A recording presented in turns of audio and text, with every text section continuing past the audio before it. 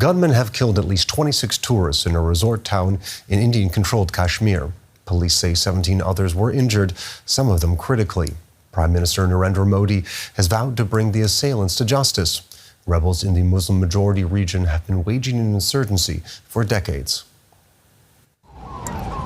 Security has been strengthened in Indian-controlled Kashmir after gunmen opened fire on a group of tourists in the disputed region.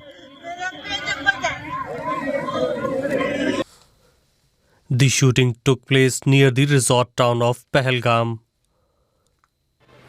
killing over 24 people and leaving many injured. Officials say multiple gunmen fired at tourists from a close range in the popular sightseeing destination of Baisaran Valley. Security forces have launched an operation to track down the perpetrators. Meanwhile, survivors recalled how the attack unfolded. We couldn't see much. We fled immediately after hearing gunshots. I heard 2 gunshots and saw a large gathering of people. When I reached the site, I rescued 3 individuals. India's Prime Minister Narendra Modi cut short his trip to Saudi Arabia following the attack and vowed to bring the perpetrators to justice.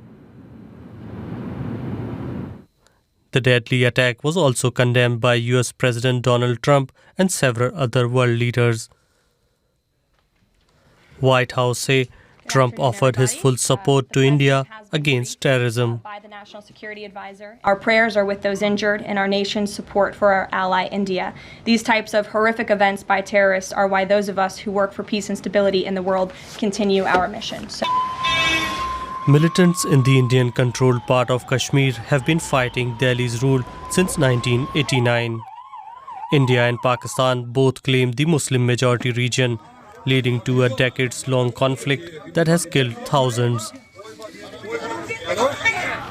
Tensions have been simmering since Delhi ended Kashmir's semi-autonomous status in 2019, curbing media freedom and civil liberties as it did so. Tuesday's militant attack marks a significant shift in the regional conflict, where tourists for many years have largely been spared from violence. Let's bring in DW correspondent Adil Bhat in Delhi for more on this. So Adil, we've been seeing dramatic images from Kashmir. What exactly are you hearing from the region? Well, Aaron, the images and visuals coming out of Kashmir are shocking, and we see survivors mourning the death of their loved ones. And several videos also circulating on social media show injured tourists screaming for help. And to tell you, there is darkness of death that has gripped the valley since last evening.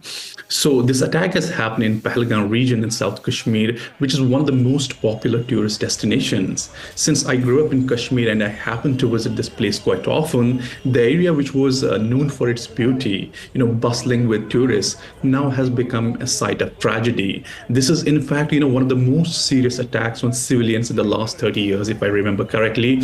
The last attack of this scale happened on the armed forces in Pulwama region in 2019, but experts say it's a targeted attack on Indian tourists. Also, we have to remember that this attack is unprecedented because in Kashmir there was this always unwritten rule among militant groups even that tourists will be now targeted, and this seems to have changed with yesterday's attack. Also, we have to note that this attack has happened when American President J.D. Vance is in India. If I remember well, the only attack that happened on civilians before was when former President Bill Clinton had visited India in the year of 2000, which was massacre of a local Sikh Kashmiri. So here we see a pattern how these attacks on civilians occur during high-profile visits in India. So it appears we're seeing a sea change in terms of the violence in Kashmir, but has any group claimed responsibility for the attack yet? So what happens in Kashmir generally is that some militant outfit always takes responsibility for the attacks. So even in this case, a lesser known group, we haven't heard about this group before, it goes by name Kashmir Resistance, has taken responsibility for the attacks on Indian tourists. However, these claims have still not been verified, and we're waiting for the government confirmation for it. And in their statement on social media, the outfit has said that it's a response to the demographic change that had started to take place after the removal of Kashmir's special status, that actually, opened up buying land and settling non-Kashmiris in the region. Apart from the claims by outfit, the political commentators and defense experts are holding Pakistan army responsible for this attack. And they say, and they've been talking about it for yesterday now, that they see this attack in the context of a recent statement by the Pakistani army chief Asim Munir, who called Kashmir a jugular vein of Pakistan, and he made it very clear and said that they will extend all support to the Kashmiri brothers in what he calls a heroic struggle. And New Delhi experts see this statement by Pakistan kind of a provocation and prelude to the attack. And also there was this narrative by Indian government that things are getting back to normal in Kashmir, and with this attack it has created a dent on that narrative also. So with civilians now squarely in the crosshairs of the violence, how exactly are people in Kashmir reacting to this attack?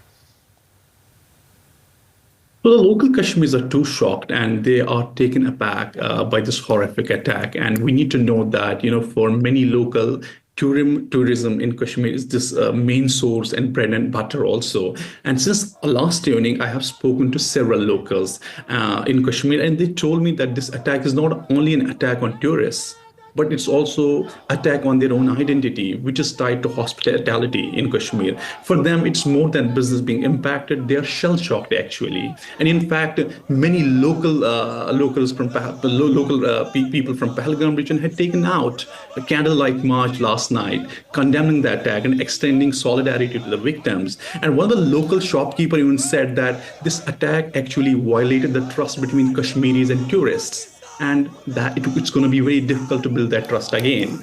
And we also see in Jammu region, which has been put on high alert, that protests have already broken out in several locations. And apart from the political parties across the Kashmiri have condemned the attack, even the current chief minister, the Umar Abdullah, called the attackers animals and inhuman. All right, that was our correspondent Adil Bhat in Delhi. Thank you very much for your reporting.